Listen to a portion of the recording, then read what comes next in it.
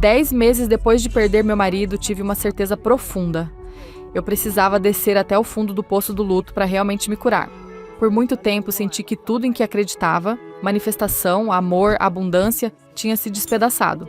Nunca tinha recebido nenhum sinal de quem já tinha partido, mas pedi um sinal de forma bem clara e ele veio.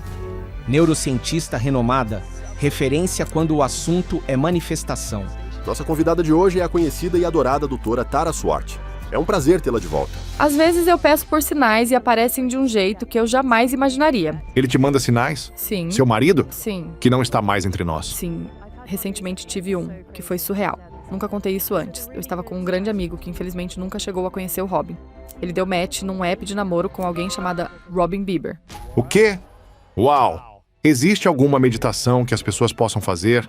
Talvez leve alguns minutos que você possa conduzir a gente? Sim, tem algumas. E esta aqui vai explodir a cabeça de vocês. Então recebi a doutora Tara há o quê?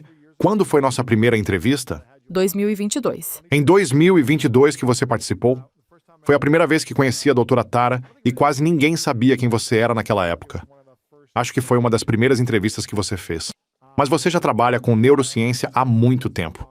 Sua contribuição tem sido enorme para o avanço do conhecimento, ajudando o mundo a entender melhor como nossa mente e nosso cérebro funcionam e como tudo isso se conecta para que a gente possa atingir nossos objetivos, manifestar o que deseja e viver de forma mais plena. E quando nos conhecemos, você estava num momento bem particular da sua vida. Hoje você é uma pessoa completamente diferente de quando nos falamos pela primeira vez. Você seguiu crescendo, seguiu se curando. Lembro que da primeira vez você estava um pouco nervosa. Agora você está tipo uma estrela, dando grandes entrevistas pelo mundo. E tem um livro novo, The Science, The New Science of How to Trust Your Instincts. Para mim, sinais sempre foram algo muito poderoso.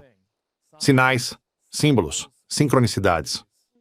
E estou sempre atento a sinais e sincronicidades na minha vida. Não sei se mais alguém gosta de procurar sinais e pensar: essa pessoa, sabe? Alguém me falou a mesma coisa várias vezes na semana sobre um livro. Talvez eu devesse ler esse livro. Ou, minha esposa está dizendo há semanas que eu preciso ir ao Summit of Greatness. Talvez eu devesse ir. Seja lá o que for, você continua ouvindo esses sinais. Você vê certas coisas se repetindo e pensa: talvez eu devesse prestar atenção, ouvir mais, me aproximar do que esse sinal está apontando. E eu sei que quando nos conhecemos, você estava passando por muita coisa, vivendo um luto. Gostaria que contasse o que foi isso. Mas antes, se alguém estiver vivendo luto, tristeza, perda, o que você diria que é uma das primeiras coisas que essa pessoa pode fazer para começar a se curar? Depois você pode compartilhar um pouco do que viveu também. Certo, vamos lá. Então, eu acredito que a coisa mais perigosa é reprimir o luto e a dor, tentando cobrir com qualquer outra coisa. Acho que todos os meus amigos imaginaram que eu simplesmente iria me afundar no trabalho para evitar lidar com a minha perda, sobre a qual logo falarei. Mas eu tive uma certeza profunda. Precisava ir até o fundo do poço do luto e sentir toda a dor, se quisesse me curar de verdade. Então, 10 meses depois de perder meu marido, tive a oportunidade de participar do podcast do Luiz. Acho que você tinha me convidado antes da pandemia, mas depois não dava para voar. E precisava ser ao vivo. Era uma oportunidade pela qual eu esperava há muito tempo, o primeiro grande podcast que eu faria. E com 10 meses, normalmente as pessoas já estão um pouco melhores após uma perda. Mas o aniversário é muito difícil. Eu pensei que conseguiria. Voei para Los Angeles e não sabia se ia te contar ou não. Na semana anterior, chorei no Zoom com uma colega dizendo: acho que não conseguirei, perdi toda a minha confiança. E como você disse, eu estava nervosa, o que não é comum em mim. E você me pediu para sentar. Tivemos um papo introdutório. E quando finalmente entramos na sala com as câmeras gravando, você perguntou: tem algum assunto fora dos limites? Acho que simplesmente soltei tudo, porque eu não estava preparada mentalmente como numa situação profissional. E você? Meu Deus, será que você vai ficar bem? Sim. E eu disse: olha, contanto que a gente não fale disso, eu fico bem. Mas eu sempre quis voltar ao seu programa para mostrar do que eu realmente era capaz, porque senti que não tinha ido tão bem. Então, alguns anos depois, eu voltei ao programa. E ainda não falamos sobre, você sabe, aquilo que você já sabia, mas com o que eu ainda não tinha sido pública. Sim. Então, aqui estou pela terceira vez. Agora já se passaram 3 anos desde que você perdeu seu marido. Em outubro, vão fazer 4. E você ainda não tinha começado a falar sobre isso. Imagino que não falasse publicamente por alguns motivos, mas agora está começando a falar, certo? Sim, o motivo é que eu nunca vi sentido em compartilhar uma história triste, se isso não trouxesse algum benefício para as pessoas. Sim. E tenho muita sorte de ter amigos e uma rede de apoio incríveis, então isso é outra coisa que eu diria. Se estiver em luto ou perda, cerque-se das pessoas certas. Isso faz uma diferença enorme. Sinceramente, acho que eu não estaria aqui hoje se não fossem meus amigos. Então comecei uma jornada de receber sinais do meu querido marido, de quem eu sabia que nunca me deixaria. E ele já me provou isso. Ele te manda sinais? Sim. Seu marido? Sim. Que não está mais entre nós? Sim. Que tipo de sinais ele te envia? Obviamente corações. Mas quando o conheci, eu estava escrevendo num diário e continuava anotando o símbolo do infinito em um anúncio. E por algum motivo, como confio muito na minha intuição, escrevi no meu diário: se a pessoa com quem vou me casar já está na minha vida, vou ver 3 símbolos do infinito em lugares bem incomuns. Aí eu estava andando pelas ruas de Londres e vi um elástico no formato do infinito. Depois voei para uma conferência na Turquia. Havia um cara usando uma aliança com o símbolo do infinito gravado. Então, claro, eu estava bem perto para conseguir ver aquilo. Depois eu estava no metrô de Londres, lotado. Eu estava sentada. Uma garota ficou bem na minha frente, quase encostando, e no espaço entre o tênis e a barra do jeans havia uma tatuagem do símbolo do infinito. Nessa altura, eu já tinha conhecido o Robin num voo, mas ele estava me paquerando e eu não me interessava, porque ele era bem mais velho. Então, eu nunca achei que seria ele. Ele era muito gentil e simplesmente não desistia. Até que um dia decidi dar uma chance. Então, essa história ficou ali no pano de fundo. E agora, por exemplo, tenho muitas histórias assim, mas um dia eu caminhava entre reuniões. Tinha uma hora livre, pensei em aproveitar para me exercitar, e acabei passando em frente ao hospital onde ele fazia tratamento. Na minha cabeça, falei com ele: por que você me deixou passar por aqui? Você sabe que isso é tão traumático para mim, eu nunca mais quero ver esse prédio. Você precisa me mandar um sinal. Então você está dizendo isso para o seu marido que faleceu? Você está tendo uma conversa com ele, só para confirmar. Sim, nos falamos direto. Você disse: por que você está me levando por esse caminho? Sim. Sim. E você precisa me mandar um sinal para compensar isso. Quando cheguei do University College Hospital até a Euston Station, pode conferir no mapa, é bem perto. Tinha um elástico em formato do símbolo do infinito na calçada. Eu recebo essas coisas. Às vezes eu peço sinais, mas às vezes eles simplesmente aparecem de um jeito que eu não esperava. Recentemente tive um, que foi completamente surreal. Nunca contei isso antes. Eu estava com uma grande amiga que, infelizmente, nunca chegou a conhecer o Robin. Sentamos para jantar e era um menu fechado, pré-pago, mas tinha muita carne, e eu não como carne. Aí ela falou: pessoal, dá para transferir meu crédito e levar ela para o restaurante de baixo? E responderam: não, é pré-pago para este restaurante. Então resolvemos ficar, o que foi ótimo. A comida era muito boa, e fizeram algumas adaptações para mim. Conversando com ela, olho para as taças entre nós, e no fundo da taça estava gravado RB, e o nome do meu marido era Robin Bieber. Nós duas ficamos meio em choque. Aí ela diz: quando vai ser aquele, sabe, o jantar pelo aniversário dele? Me lembra quando é o aniversário dele. Eu disse: 21 de setembro. Eu vejo 2109 o tempo todo no celular. E vejo esses números direto em recibos e coisas assim. Ela vai colocar no calendário do celular e faz uma cara estranha. Eu pergunto: o que foi? E ela diz que ela tinha o hábito de anotar os aniversários já com a idade que a pessoa faria. E o aniversário da tia dela estava justamente nesse dia, mas fazia 7 anos que ela não atualizava. E lá estava 44. E 44 é o meu número angelical, que significa que os anjos estão te guiando. E eu até gostava do 11, mas nunca pedi pelo 44. Ele é que continuava aparecendo para mim, até eu perceber que era ele me dizendo que ainda está cuidando de mim. Interessante. Na manhã seguinte, ela me manda um print de um e-mail que recebeu com o assunto: um agradecimento do Robin. E era um comprovante de uma doação que ela tinha feito umas 2 semanas antes. E aí vem a parte que vai explodir a cabeça de vocês. ela dá match num app de namoro com alguém chamado Robin Bieber. O quê? Uau! Nossa! E eu tenho o print, então posso provar isso. Uau! Agora, algo de que falamos muito nas nossas últimas entrevistas e também em conversas pessoais é que eu vejo você criando conteúdo sobre isso, sobre manifestação e a ciência por trás disso. Como você de fato estudou uma base científica específica de como fazer? Já falamos disso algumas vezes no programa, mas você acha que dá para manifestar o que se quer sem estar disposto a encarar o luto quando a tristeza ou a perda chegam na sua vida? Há muitas formas de responder a essa pergunta. Digo, por muito tempo senti que tudo em que eu acreditava, manifestação, amor, abundância, tinha simplesmente desmoronado. E eu sentia que já não estava tão interessada em manifestação. No início, eu não meditava nem escrevia diário. Eu só tentava sobreviver a cada dia. Hoje eu diria que voltei a acreditar em manifestação, mas de um jeito diferente. Antes, por exemplo, eu sugeriria escrever no diário para lapidar a intuição. Agora eu priorizo soltar a criatividade, passar tempo na natureza e fazer terapias somáticas ou corporais. Dançar, tocar tambor, entoar, cantarolar, para liberar a sabedoria que o corpo guarda. E então manifestar mais por meio de uma conversa com o universo, através dos sinais. Interessante. Por que você acha importante cantarolar, entoar, tocar tambor, dançar, estar na natureza para... Isso é mais para se alinhar com os sinais e com a própria intuição. Ou, qual é a razão disso? Conhece o livro do Bessel van der Kolk, O Corpo Não Esquece? Sim.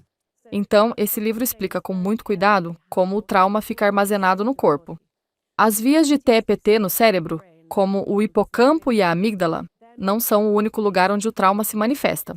E, na verdade, quando há trauma, a área de Broca, responsável pela articulação da fala, pode desligar. Por isso as pessoas dizem, fiquei sem palavras, não tenho palavras para isso, estou atônita. E a pesquisa dele mostrou que yoga é melhor para TEPT do que terapia falada ou qualquer tipo de medicamento. E também coisas como arte-terapia. Mas eu acho que não é preciso estar traumatizado. Você também pode desbloquear a sabedoria oculta através do movimento físico. Quer que eu explique a ciência disso? Sim, por favor. Então, a serotonina, conhecida como hormônio do humor, tem mais de 95% produzidos fora do sistema nervoso central. Ou seja, é produzida principalmente no intestino e não atravessa a barreira hematoencefálica. Então não tem efeito direto no humor. Ela tem muitas outras funções no corpo, e a própria palavra serotonina vem de soro e tônus. A serotonina atua contraindo ou dilatando vasos sanguíneos, o que muda quanto nutriente e oxigênio chegam aos tecidos do corpo. E acredita-se que é assim que o trauma, a intuição e a sabedoria que acumulamos na vida, mas não lembramos de forma consciente, ficam armazenados no corpo. Interessante. Então, deixa eu ver se entendi. Se fazemos coisas que ativam serotonina, liberamos mais sabedoria no corpo? Ou o que exatamente acontece? Em atividade física, é mais provável que a serotonina dilate os vasos, permitindo mais a entrada de nutrientes e oxigênio. Certo. Mas também, quando estamos traumatizados ou quando nossa intuição está guardada no corpo, isso fica retido em certos padrões nos tecidos, como fáscia e músculos. Então, ao se mover, você acessa esses padrões. E é isso que te dá a sabedoria. Vem também da mente, claro, mas o que está no corpo nem sempre dá para colocar em palavras. Então, se alguém passou por algum tipo de trauma, seja um grande trauma ou pequenos traumas que foram se acumulando ao longo do tempo, mas não liberou esses traumas, ou não elaborou aquele luto, e isso ficou guardado no corpo, nas células, a pessoa cria um bloqueio na forma de pensar por causa daquela memória, que faz tudo ficar tenso ou travado diante de certas situações. O que é a melhor coisa que essa pessoa pode começar a fazer para se sentir mais livre emocional, espiritual e psicologicamente? Para permitir possibilidades na vida, para deixar a intuição entrar, para perceber os sinais. Porque já teve fases da minha vida em que parecia que, para onde eu olhava, vinham sinais de todo lado. E outras em que eu sentia que nada chegava até mim. Sim, e vale muito dizer que isso é completamente normal, mesmo quando eu estava no auge da minha capacidade de manifestar. Havia meses em que parecia que nada acontecia, e de repente era como se tudo viesse ao mesmo tempo. E eu sempre digo, peça o que deseja naquele momento, porque é ali que você está manifestando. E não dá para saber se é a lua, as estações, o seu estado mental ou o que for. Mas aproveite quando está funcionando. E sobre a fisicalidade, da qual muitos de nós estamos desconectados, existe um descompasso real entre mente e corpo. A primeira coisa que eu quero perguntar é: já tiveram uma reação visceral a algo, quando recebem uma notícia e um arrepio percorre a coluna ou a pele se arrepia? Isso é o começo de aprender a linguagem com que o corpo fala com você. E eu tenho uma coisa favorita que acho que você curte. Quando não encontro a resposta na ciência moderna, eu volto para a evolução. Nossos ancestrais não tinham recursos sobrando para coisas que fossem só diversão ou luxo. Tudo era voltado para a sobrevivência. Mas então, por que dançavam, cantarolavam, tocavam tambor, entoavam cantos, faziam pinturas rupestres? Deve ser porque arte e beleza são cruciais para a sobrevivência humana. Interessante. Então a gente sabe que há cerca de 40 mil anos já pintávamos cavernas, criando aquelas expressões incríveis nas paredes. Mas 10, 20 mil anos antes disso já fazíamos outras coisas. No sul da África, as pessoas já esculpiam pedaços de casca de ovo de avestruz, por pura expressão e beleza. Faziam colares com conchinhas e usavam como ornamento. Trituravam ocre da terra para pintar o rosto e o corpo. E 500 mil anos antes disso, fabricávamos ferramentas mais bonitas e simétricas do que precisavam ser para cumprir a função que tinham. Isso mostra como arte, beleza, criatividade, também fisicalidade e movimento são caminhos cruciais pelos quais sempre vivemos e que, com a modernidade, acabamos meio que esquecendo. Então não é exatamente algo novo, é uma sabedoria ancestral que a gente precisa lembrar. É isso. Então, estou entendendo que arte, beleza e dança existem para a nossa sobrevivência e também para intensificar a nossa experiência. Mas às vezes a gente esquece disso.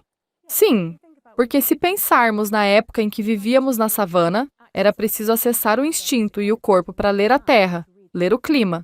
E a beleza da sabedoria antiga é que uma formação de nuvens pode indicar que a chuva vem aí, ou pode ser um padrão que se reconhece como um recado dos ancestrais. É uma forma de viver muito bonita. Falando em ancestrais, você acredita que é possível se conectar com os ancestrais e sentir como se estivessem com a gente? Sei que algumas pessoas acreditam, outras não. Mas o que dizem a pesquisa e a ciência sobre os sinais, sobre reencarnação ou a conexão com ancestrais e pessoas que já se foram? O que você pesquisou ou viveu pessoalmente? Antes disso, venho te provocando sobre isso há anos, e estou muito impressionada com o seu espanhol agora. Tá ficando um pouco melhor. Por muito tempo não estava bom, de verdade. Ainda precisa melhorar, mas vou aceitar o elogio. E eu digo isso porque quero te perguntar sobre a cultura da sua esposa. Quero dizer, o Dia dos Mortos no México, certo? Sim, é lindo. Mas no livro, pesquisei as grandes civilizações antigas, gregos, romanos, maias, aborígenes australianos e os maori. E em todas essas culturas, há culto aos antepassados, há comunicação com os ancestrais. Quando trabalhei na Austrália aborígene, atuei com agentes de ligação aborígenes, e a ave mais comum em Darwin é a cacatua branca. Mas me disseram que, quando veem a cacatua negra, bem mais rara, acreditam que são os ancestrais em forma animal, apenas sinalizando que ainda estão por perto. Uau! Que bonito! E você sempre acreditou que era possível se conectar com quem já partiu? Ou isso é algo mais recente que você passou a vivenciar e também pesquisar? Com certeza é algo recente. Certamente, desde que perdi meu marido, foi, sabe, uma fase terrível. Você me viu pouco depois e eu estava desesperada por um sinal. E eu simplesmente não conseguia acreditar que ele iria me deixar por completo. Eu via que ele tinha uma doença terrível e que o corpo dele não aguentava mais. Mas, esse foi o homem que me ensinou o que é amor incondicional. Que me dizia que queria viver até os 100 porque tinha me conhecido. E, então, o nome dele, claro, era Robin. E eu comecei a ver Robins no jardim o tempo todo, numa quantidade absurda. Mas isso não me trouxe tanto conforto, e eu nem sabia o que pensar. Por desespero, procurei conversar com alguns médiums. No fim, como sou muito independente e obviamente movida a expandir a mente, pensei, se isso for possível, então eu quero fazer por mim mesma. Era a pessoa mais próxima de mim, e foi essa jornada que eu trilhei e sobre a qual escrevi em The Signs. E para quem não acredita, ou diz, olha, isso é demais para mim, ou vai contra o que aprendi, minhas crenças, minha religião, isso não acontece. O que você diria a alguém que não acredita que, quando alguém morre, ainda é possível manter algum tipo de conexão, relação, sinais, conversas com essa pessoa? Sim. Eu cresci em uma família indiana em que meus pais acreditavam em reencarnação e faziam oferendas de comida aos ancestrais, certo? Mas também estudei medicina no Reino Unido e fiz doutorado em neurociência. Então sempre fiquei um pouco dividida nisso. Sempre tive o ceticismo que, na minha visão, todo mundo deveria ter. A única coisa que posso dizer agora, desde que escrevi este livro, é que recebi literalmente milhares de mensagens de pessoas. Sério? Milhares. De pessoas? Sim, pessoas de verdade, vivinhas. Ah, eu pensei que... Ah, tá bom. Sim, pessoas de verdade, ok. Interrompi ela antes de terminar a frase. Pessoas que mandam DM e e-mail. Tinha entendido errado. Que pessoas estavam falando com você o dia inteiro. Eu fiquei tipo... Eu fiquei impressionada. Fiquei surpresa com a quantidade de histórias como a minha, que ouvi. No meu grupo de amigas é normal dizer, manda um WhatsApp com um sinal ou algo assim. Sim, sim. Mas a quantidade de gente que me escreveu. E aí entram também os céticos. Teve até uma pessoa, vou citar só essa mensagem, tomara que ele esteja ouvindo. Ele literalmente me mandou um áudio dizendo, sou super cético e te ouvi em um podcast. Achava tudo lorota. Mas estava caminhando na praia enquanto ouvia o podcast e dei de cara com o símbolo do infinito desenhado na areia enquanto você falava disso. Ah, que massa. E sabe, muita gente dizendo, eu te ouvi, eu não acreditava, nunca tinha recebido nada de quem já partiu, mas pedi um sinal de forma bem específica e ele veio. Uau. Então é só isso que eu peço. Experimentem, não vai fazer mal. Se alguém se foi, ou pode ser do universo, de Deus, do que fizer sentido para você, pense em um símbolo que tenha significado e que seja um sinal inconfundível. Peça por ele e veja o que acontece. E se não enxergarem esse sinal? Bem, então, isso tem... Me mostra $1 milhão agora. Cadê você? Sabe, é tipo... Então me dá um exemplo de alguém super cético que fala, não acredito em nada disso. Já ouvi esse papo, já passei por coisas, ou perdi alguém muito querido e não senti absolutamente nada. Sim, Eu só senti tristeza, perda, luto. sim, E é injusto e eu estou sozinho. Como alguém pode dizer, vou tentar mesmo sabendo que não vai funcionar. Mesmo para o cara mais cético, como essa pessoa poderia tentar se abrir para a possibilidade de ver um sinal? Por onde você começaria? Pense em um sinal que tenha significado para ela. Não dinheiro de verdade, físico, mas algo como um símbolo, certo? sim. E eu acho que precisa ter uma profundidade emocional nisso. Ok. Tem que haver um motivo pelo qual se deseja tanto ver aquele sinal que realmente tenha significado para você. De um jeito que $1 milhão jamais vai te fazer feliz. Entendi. Sabe? Sim, sim. Sim. Para você, foi o símbolo do infinito? São Robins, também os números 11 e 44. O símbolo do infinito. Plumas brancas são bem universais. Uma amiga que escreveu um livro sobre isso chama de cartão de visitas angelical. Plumas brancas? Sim. Certo. Então qual seria o primeiro passo? É pensar em um sinal com o qual se identifica. Se for por alguém querido que se foi, eu gosto de meditar nessa pessoa e nas memórias que tenho por um tempo. E então, lembrar de uma piada interna ou de algo que só nós dois saberíamos. Depois escolho um símbolo que represente isso. Por exemplo, uma vez pedi por um botão que aparecesse fora de contexto. Um botão que aparecesse fora de contexto. Sim. E eu também coloco alguns parâmetros. Tipo, eu teria que ver aquilo 3 vezes. E teria que ver 3 sinais até às 23 horas do dia seguinte. Interessante. Sim. Então você meio que cria critérios para os sinais. Mas isso é porque eu já estou bem avançada nessa jornada. Sim. No começo era tipo, por favor, me manda um sinal. Na próxima semana ou algo assim, Sim. certo? Por exemplo, eu tinha esquecido que escrevi no meu diário que, em outro podcast, eu disse que queria ser atriz, mas meu pai falava só por cima do meu cadáver. Depois meu pai faleceu. Uau. E isso foi quando eu tinha uns 16 anos. Mas meu pai faleceu há alguns anos. Aí pensei, bom, agora que você se foi, pai, talvez eu tenha a sua permissão. Uau. Ele dizia, só por cima do meu cadáver. E esse era o tipo de relação que a gente tinha. Eu era bem atrevida com ele e ele gostava. Então eu disse, se eu tenho sua permissão agora, vou esbarrar e encontrar uma atriz famosa. Não coloquei prazo nenhum. Eu esqueci que tinha escrito isso no diário. Sou curadora de uma instituição no Reino Unido e ajudei a organizar um concerto de canções de Natal. Convidei uma amiga. A gente se encontrou na entrada bem cedo e as pessoas começaram a chegar. Então, uma mulher tentou passar e eu tentei sair do caminho, mas ela foi para o mesmo lado e a gente esbarrou de verdade. Ela pediu desculpa e seguiu. Eu disse para a minha amiga, que é cineasta, meu Deus, é a Anna Friel. Eu amo ela. Essa história está no livro com a autorização dela e hoje somos amigas. Ela vive dizendo que pode me ajudar a virar atriz. Eu já conhecia essa história. Sabia que você ia falar disso porque conversamos antes. Sim. Sim, você a conhece. Já encontrei com ela várias vezes. Acho que ela me segue. Ela e a Marta fizeram um programa de TV juntas. Sim. Então eu pensei, que sincronicidade legal. Sim. Sim. Não é surreal? É loucura. Sim. Eu pensei, de todos os atores. Tantas pessoas. Bem legal. Então você a conheceu, agora vocês se conectaram e ela disse, se algum dia quiser atuar, me avisa. Fico feliz em ajudar. O mais marcante para mim é que eu tinha esquecido que escrevi isso no diário. Quando volto e releio, mesmo acreditando nisso, ainda me tira o fôlego toda vez. Isso é muito poderoso. Você mencionou uma meditação em que faz práticas ou pensa na pessoa e nas memórias dela, de quem você quer receber um sinal.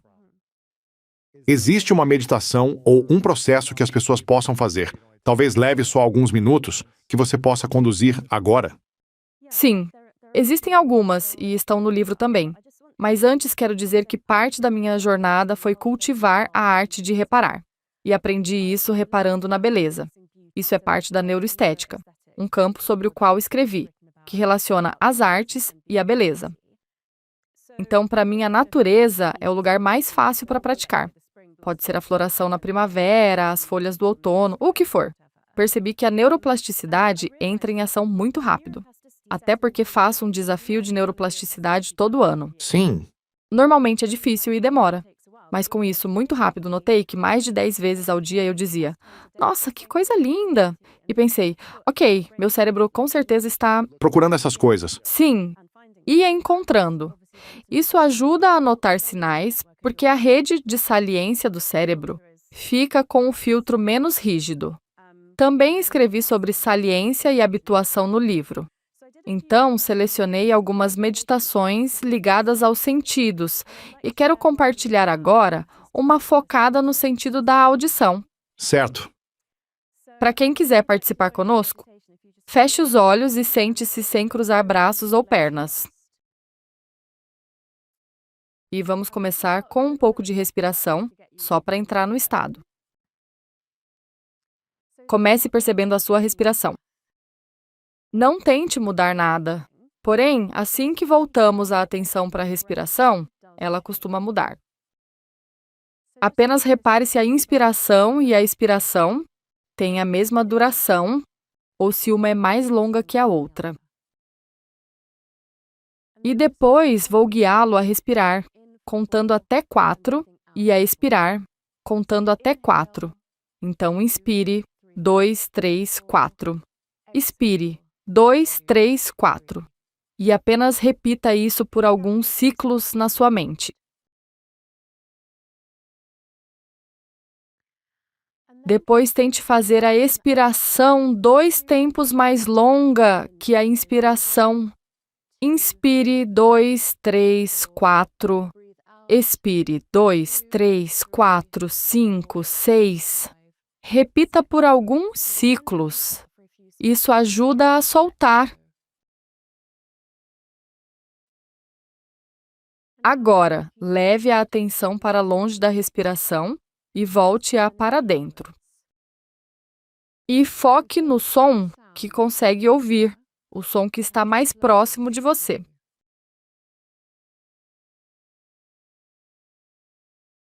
E agora foque no som que parece estar o mais distante de você. Tente mover a atenção do som mais próximo em direção ao som mais distante. Agora, direcione sua atenção para o som que você ouve, que é o mais alto.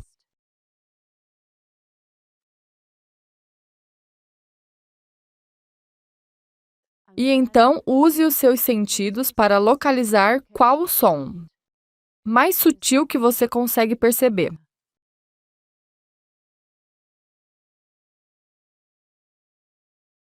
Agora afaste a atenção desses sons ao seu redor e perceba que não importa quais sons estejam presentes, mais próximos, distantes, altos ou quietos, sempre há quietude dentro de você. E apenas permaneça nesse lugar de quietude por alguns instantes. Apenas respirando.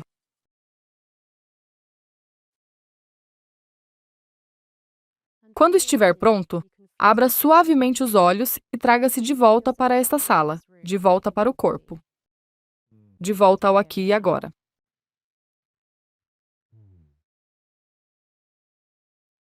Relaxante. Uau! Acho que o próximo passo é fazer um app de meditação. Sua voz é muito relaxante. É muito interessante fazer essa meditação de escuta de sons e ruídos e tentar colocar minha atenção lá no mezanino do alto. Tipo, dá para ouvir respirações lá em cima, mesmo que eu não consiga ouvir. Mas como é que eu levo minha atenção para lá? Sim. E depois colocar a atenção naquela quietude dentro de si foi muito interessante. Obrigada. E o que essa prática meditativa específica faz para aguçar os sentidos ou a atenção? Ou como ela ajuda a acessar esses sinais? Para mim, essa prática é lembrar, nos momentos mais estressantes, que existe uma quietude dentro da gente, a qual dá para acessar em minutos. Eu ia fazer outra, mas envolve mastigar uma uva passa por 1 minuto, então ficava impraticável. Com uva passa? É sobre visualizar a uva crescendo na Califórnia, sob sol e chuva, sendo transportada até a sua cidade e a sua mercearia. E depois você comprando, enfim, entrar mesmo nessa jornada. E muito do processo de perceber sinais e acessar a intuição começa por ativar os sentidos. Então, para conduzir o leitor no livro, porque eu sabia que haveria céticos, o primeiro capítulo de pesquisa trata do fato de que, até onde sabemos hoje, seres humanos têm 34 sentidos. A maioria não sabe disso, e eu mesma não sabia, até fazer a revisão de literatura. Eu sabia que eram mais de 5, claro, por causa da formação médica, mas não imaginava chegar a 34. Sabendo disso, deixa eu dar alguns exemplos. O paladar se subdivide em 5: amargo, doce, salgado, azedo e umami. O umami só foi descrito nos anos 1980, então nosso entendimento do que somos capazes está evoluindo bastante. Mas se não sabemos que temos esses sentidos, não conseguimos acessá-los. E isso vale como analogia para a intuição e também para os sinais. Então sentimos 5 gostos. Sim. E o umami é recente, né? É algo mais novo. Década de 80. Deve haver mais sentidos que ainda não acessamos. O mais recente reconhecido fisiologicamente como sentido é o sistema imunológico. Como assim? O que isso quer dizer exatamente? É que o sistema imunológico percebe algo? No livro, eu descrevo sentido como algo em que um estímulo age em um receptor, e isso gera a produção de uma substância química que desencadeia uma cascata no corpo. Muita gente chama a intuição de sexto sentido, mas a intuição não estimula um receptor, então eu não a considero um sentido estrito. Interessante. Sim. Então a intuição não é um sentido. Não nos termos fisiológicos mais estritos. O que é intuição? Intuição é o conjunto de aprendizados que acumulamos na vida e que não lembramos conscientemente. É uma sabedoria a qual temos acesso. Não é lógica, não é pensamento emocional. É outra forma de pensar, baseada em padrões que reconhecemos pela experiência. E a nossa intuição vem da mente? Do sistema nervoso? Quando escrevi A Fonte e vim ao seu podcast pela primeira vez, eu diria que vem da mente, parte do cérebro e do sistema nervoso central, e possivelmente dos neurônios do intestino, o tal instinto visceral. Agora avancei para dizer que ela emerge também dos tecidos, da fáscia, da musculatura. Tipo, do corpo todo? Sim. Sua intuição é como cada célula do corpo. Incorporada nelas, sim. Está incorporada. Por que tanta gente vai contra a própria intuição em relacionamentos e depois fala: eu sabia que não era a pessoa certa? Sim. E não só relacionamentos, mas numa oportunidade de negócio ou carreira. Por que a gente ignora a intuição e faz escolhas ruins quando, no fundo, sabia que tinha algo errado? Não sei se você já ouviu isso, mas já escutei muitas vezes de mulheres divorciadas que disseram que sabiam no dia do casamento. Já sabiam que aquilo não era o certo. Ela até ri, dizendo: "Eu sabia no meu casamento que não deveria me casar com ele." Alguém já sentiu isso ou ouviu essa história? Aí vem o divórcio e a pessoa diz: "Eu sabia no dia do casamento." E eu penso: se sabia, por que foi adiante? É tipo, mas posso dizer o mesmo sobre mim para várias bobagens que já fiz, né? Então por que fazemos besteiras quando a intuição diz para não fazer? Eu começaria dizendo que a sociedade nos condicionou a acreditar mais na lógica do que na intuição. Sim, Mas também acho que, pelo que você disse, a pergunta é: por que não ouvimos? É porque não estamos conectados a ela, por todos os motivos que mencionei. Não sabemos que temos 34 sentidos, então não os acessamos. Eu tive sorte. Percebi cedo que era intuitiva. Tinha um sentir de que algo era o certo e seguia por ali. sim. E meu marido, na época, apoiava isso, que fortaleceu ainda mais. Depois entrei numa prática de diário, que me ajudou a escrever as decisões ruins que deram errado e perceber que eu deveria ter seguido a intuição e aprender a correr riscos mais saudáveis com ela, em vez de ficar tentando justificar logicamente uma decisão que, mesmo fazendo sentido, não era a certa. Claro. No papel parecia ótimo. No papel tudo indicava que daria certo. É o que a gente sempre ouve. Para as decisões mais importantes da vida, como a escolha do parceiro, eu absolutamente sigo a intuição. Hoje sinto que a desenvolvi a um ponto em que confio muito nela. E como acontece com quem ensino no MIT, eu precisei colocar a ciência por trás. Em A Fonte, escrevi sobre como a intuição opera pelo aprendizado Hebbiano no corpo, nos nervos. E neste livro escrevi sobre como ela opera de fato a partir do ser inteiro. Do ser como um todo. Quando surge uma oportunidade na sua vida, uma porta que se abre ou algo que colocam diante de você para fazer, você tem uma estratégia para dizer sim ou não, com base na intuição. Ou tipo, se não for um grande sim, é não. Ou você sente mais um pouco até perceber, ok, minha intuição está dizendo que pode ser bom. Porque às vezes dá para saber na hora, às vezes não. Às vezes leva tempo para entender se aquilo é certo para você agora. Sim, E tem muita gente que fica travada, sem saber como decidir de um jeito ou de outro, se sim ou não. certo. E ficam no meio do caminho, né? Sem se comprometer de verdade. Não dizem não. Vamos ver no que vai dar. Então, como saber quando dizer sim ao projeto? Sim à pessoa. Sim à possibilidade. E isso não quer dizer que sempre vai dar certo. Mas enfim, como saber se é a coisa certa para agora? Ótima pergunta. Pela neurociência, esse limbo de não conseguir decidir para um lado ou para o outro é o pior estado para o cérebro. É melhor tomar uma decisão do que não decidir nada.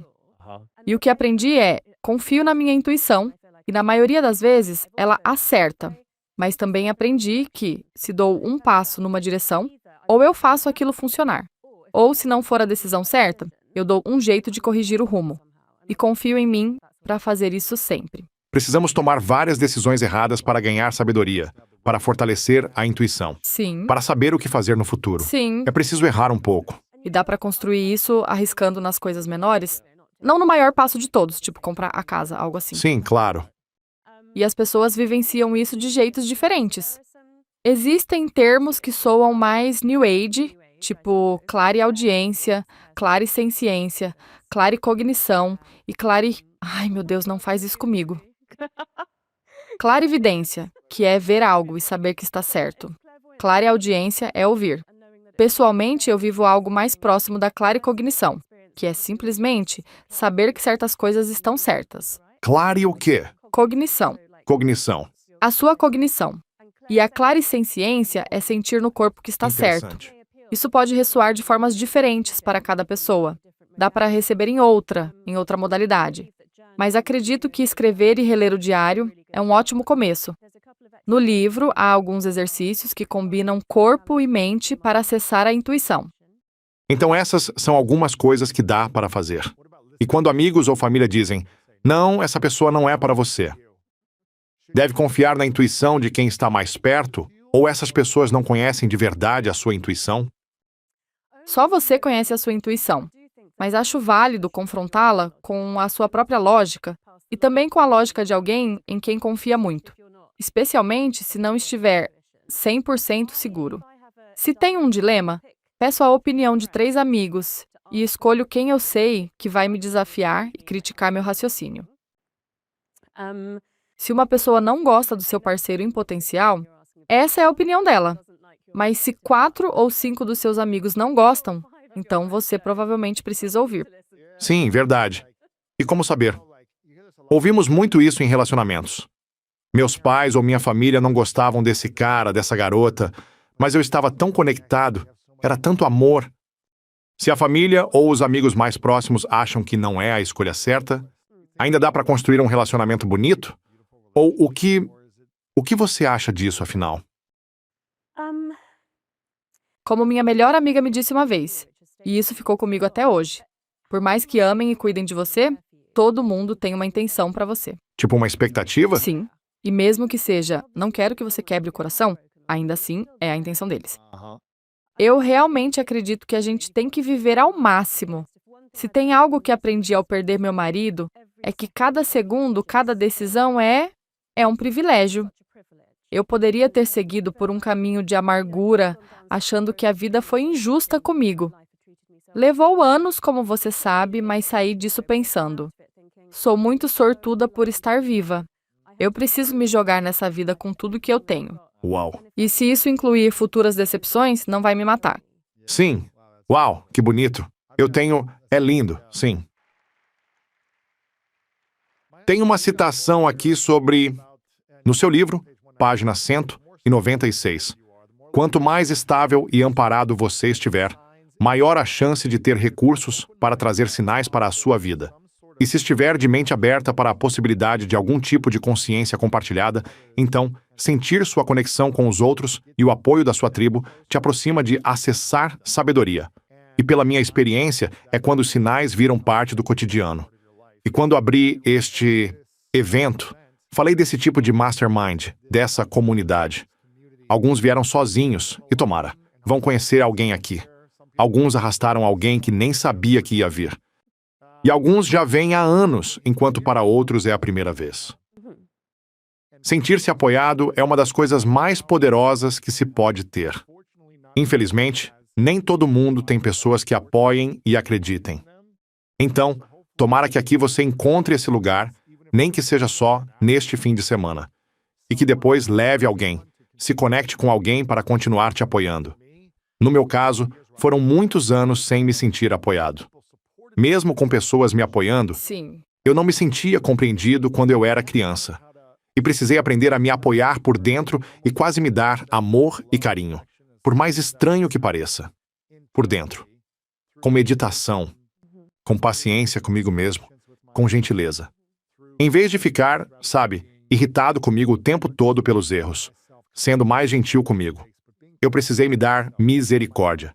E fazendo isso, senti que comecei a atrair mais as pessoas certas quando me dei o apoio de que precisava. Quando eu apareci por mim mesmo, atraí pessoas com uma visão de vida parecida. Com pontos de vista semelhantes. E quero terminar com isso. Você fala muito de neuroplasticidade.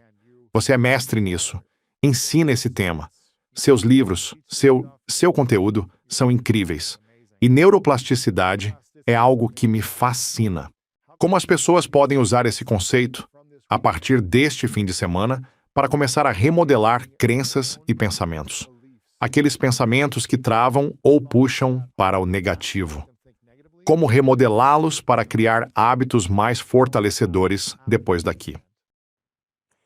Acho que a primeira coisa que posso dizer, e que realmente toca como um sentimento, é que a neuroplasticidade é estimulada por repetição e intensidade emocional. E eu sei que este fim de semana vai ser emocional, no bom sentido para muita gente. Mas, como neurocientista, o que vejo são centenas de cérebros aqui mais parecidos com argila macia do que com pedra dura. e que inevitavelmente vão mudar até o final do fim de semana. Só por absorver. Mesmo que você nem esteja tentando aprender ou conhecer pessoas novas, só de estar aqui e viver as experiências. Seu cérebro já será diferente. E cabe a você escolher como quer que ele esteja diferente ao final. Se levar essa intenção para cada atividade, cada apresentação, cada fala, então o que for certo para você, o que for seu, vai chegar até você. E é isso que você levará para a vida. Quero deixar assim, em aberto. Eu confio nos cérebros dessa sala para fazerem a coisa certa. Quando se recebe informação, se for só uma vez, num fim de semana como este, ou em qualquer outro evento, isso basta? Ou é preciso fazer mais para realmente criar o sonho e as metas? O que é preciso continuar fazendo para manter o cérebro maleável o suficiente a ponto de agir de formas diferentes e criar resultados diferentes? Sim, se algo tocar muito forte emocionalmente neste fim de semana, isso por si só pode ser suficiente para acionar uma mudança. Mas, claro, precisam vir ações junto. Mas gostei muito do que você disse mais cedo. Aquilo que você diria para si mesmo, tipo, pare com isso agora. Refletir sobre isso neste fim de semana e garantir que todos os dias depois daqui, faça algo que honre essa decisão, já é um ótimo começo. Haverá coisas específicas para cada um, mas isso me pegou como neurocientista, por causa do viés negativo do cérebro.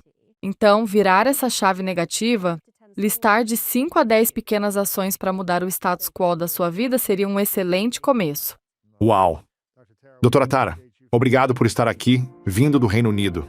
Obrigado por nos dar seu tempo. Reconheço seu crescimento constante. Palmas pessoal para a doutora Tara Swart. Muito obrigado. Já encontrei várias pessoas que dizem: eu folheei as revistas, recortei as imagens, sei exatamente o que quero, mas não consigo colar no mural. Por quê? Na primeira vez que ouvi isso, confrontei com firmeza e disse: acho que é porque você não acredita que merece.